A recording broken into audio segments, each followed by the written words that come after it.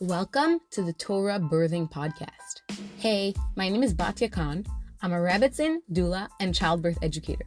My mission is to help women have the best transition into motherhood that you could possibly wish for, so you could fulfill your tafkid with support and recognize the power that you have.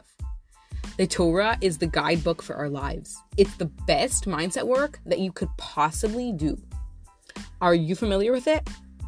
It's important to know, it's important to learn. So let's do this.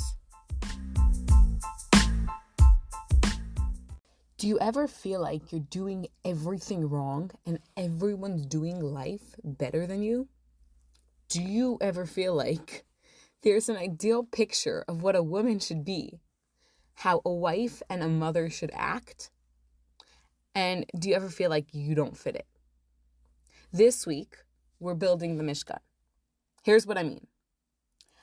Obviously the Parsha, but also we're talking about the best type of birth, the birth where you are confident and prepared. We're talking about how to be the best wife and mother, where you feel like you've got this and are doing the best for your family. We're talking about how do you be a good Jewish woman. There's a secret formula, and it comes from the Mishkan. Hashem wants a home in this physical world, and we have to do physical things to build it. So, right up in the beginning of the Parsha, and it's in the name too, Teruma, bringing offerings. Everyone was giving to the Mishkan. Now, let's discuss how they did this. I'm in Chumash Shemos, Parak Chav Hey, Pasuk Gimel. V'zos hatruma asher tikchu me'itam, zahav v'kesev u'nechoshes. This pasuk is one of the first of all the items that are needed. This is the truma that they should give, that they should take actually, from them. Gold, silver, and copper. The psukim continue on with the rest of the fabrics, the oils and the precious stones, and there were so many options of what to give.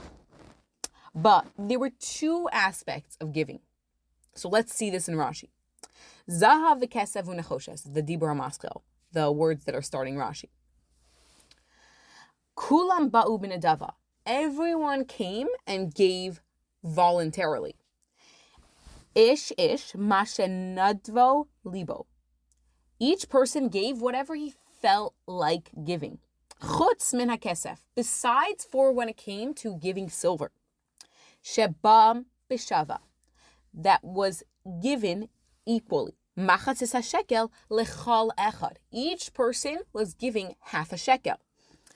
V'lo matzinu b'chal malachas hamishkan shehutzrach shum kesef yoser. And it was not needed any more silver than that. That was all the silver that was needed, an equal amount from everybody. Shene'emar v'kesef b'kudei ha'ida, and he's bringing a proof and a second proof. Bekal l'golgoles, v'gomer, etc. Ushar ha'kesef haba sham b'nedava asa'u l'klei shares. And the rest of the silver that they had that was given for the work of the Mishkan was made into tools for serving in the Mishkan. So there was the two aspects of giving again. The first aspect was the silver that each person gave, the machatzis hashekel, half a shekel, and two, that every person gave whatever they felt like giving of all other materials. And Rashi does say that there was some extra silver that was given that also was used. But the whole idea is twofold. First idea is that we are all equal. And the second is that we are all different. So we each give stuff in our lives to Hashem, and there are things that we do universally. Every single Jew does certain things, and every single Jewish woman does certain other things, certain specific things of those things. And we have a whole bunch of mitzvos for that we do every day.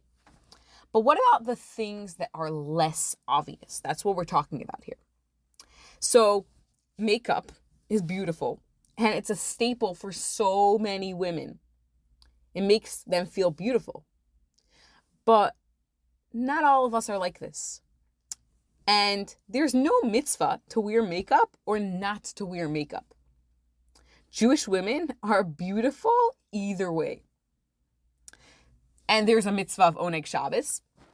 But that doesn't necessarily mean that you can't be someone who makes Shabbos in an hour. It's more beautiful than your weekdays where you make dinner in 15 minutes maybe. But it's not really what someone would call gourmet. Here I'm pointing fingers at myself specifically, but I know others who are like me. And if you are that woman who makes the gourmet meals and recipes during the week for your family, and then you make sourdough from scratch along with matbucha and other dips, that is beautiful. Here I'm thinking about several awesome women that I know. We're moving on to Pasuk Ches, an important idea over here. What is the culmination? Ve'asu li mikdash v'shachanti besocha. Once we collect all of the tools for the Mishkan, Hashem says, they will make me a Mishkan, a mikdash, a dwelling place, and I will dwell within them. The Medrash says about this, that it's not just talking about the Mishkan. It's not just talking about a holy place for Hashem that existed back then. Hashem also wants to be inside each one of us. It says, bisocham, in them, not bisocho, in it. There's a lot of explanations for this, but Hashem wants to be in each one of us, in each one of our homes. Every person, when giving to the Mishkan, contributed whatever they felt like giving beyond their actual obligation, right? They gave their expertise and whatever they felt drawn to. Because Hashem wants something from you that someone else cannot give. And here's my question. Are you trying to be someone else? Are you trying to give someone else's portion and neglecting your own portion? So the quote that most comes up to mind in my head for this is Rabbi Menachem Mendel of Kutsk, the Kutzker Rebbe, said, I'm not going to try to say it in Yiddish because I think I would totally botch it up, but here it is in English. If I am I, because I am I, and you are you, because you are you, then I am I, and you are you. But if I am I, because you are you, and you are you, because I am I, then I'm not I, and you are not you. Basically, who I am needs to come from within and not from without. If I'm myself because of myself, and if you're yourself because you're yourself, then we are actually proper separate individuals. If I am myself because I'm looking at you, and you are yourself because you're looking at me, then we're not really being true to who we actually are. Every one of us has a part, a special part that no one else can contribute to the Mishkan. And you find it by looking within, not by looking around. Sure, sometimes we need help or ideas, or we're drawn to a specific topic or thing that we need to learn more about in order to do it. But is my interest or my desire in how I am as a woman, how I act as a wife and a mother, coming from within, from my real true self? Or is it something that I saw on social media? Or is it because I'm comparing it to a friend? Is it something from society? Or is it something from me, truly me, from the Torah?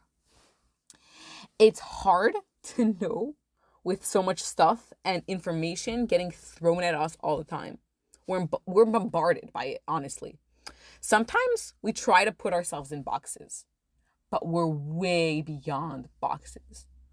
We're connected to Hashem, who is the ultimate and unlimited and unboxed that there is. So the question is, what is the ideal me? And am I working on being the ideal me? Am I feeling bad that I'm not someone else? I was just having a conversation with someone the other day about all the different types of women that there are and the judgment that sometimes comes with it. She was telling me that she felt really bad sometimes comparing herself to other friends and was feeling that people were judging her because they were making fancier dinners in a simple way with recipe hacks. And she just popped some dinner into the oven with salt and pepper. It's a hard thing that I personally struggled with a lot too. As a girl, I thought that when I grew up, one day I would magically, suddenly become more interested in girly things. I would want to wear makeup. But that was not something that was coming from within, if I'm being honest. At this point today, it's a very rare occasion that you'll see me wearing makeup. Not because I don't think it's pretty, but because there are so many values and ways and things to being a woman. And my way does not include wearing makeup every day. I prioritize other things. It drives me also more crazy to apply and to have it on than the benefits that I could potentially get from it. Now, how do you bring this into your birth?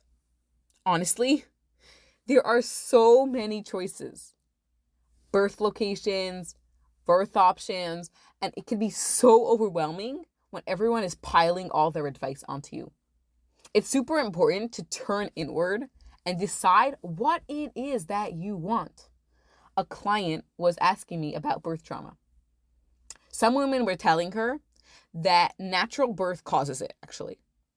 And some were saying that their epidurals are what caused it. The truth is, though, that being bombarded with too much information is not good. Because none of their trauma is your story, as I was telling her. It's good to be informed. And I think it's almost necessary. And if you need help with that, send me an email or a DM. Torahbirthing@gmail.com or Instagram @Torahbirthing. And I will be happy to discuss it with you. It would be my honor and privilege. But there is too much well-meaning advice and people unloading their birth trauma that you have to wade through sometimes. There are women saying that the natural birth movement is bad and others saying that the medical system is bad. Who do you believe? But the truth is that there is a balance that is unique to you. What is it? I can't tell you. I can only help find what is within you and help it shine forth. It would be my greatest honor and privilege to help with that. There's a description of women in Gemara Shabbos that's really profound. Rabbi Yossi said, Miyamai lo karisi le'ishti ishti, ella le'ishti basi. I never called my wife, but I called my wife my house. When I was pregnant, I said I felt like a whale or something like that. Popular feeling with a lot of us. And my father quoted this as a joke, this saying from Rabbi Yossi. Well, it's true. We are the home. We are the root of it and we are the foundation of it. And in pregnancy, it's literally that. You are the baby's home. It's your birth, your way. You're doing this for Hashem in your own special way, in your own beautiful way. So here's the question for you. In your motherhood, in your wifehood, is that a word? In your birth, in anything else that's coming up for you in life, in your womanhood, what is your truma? How is it special? How is it unique? How is it really you?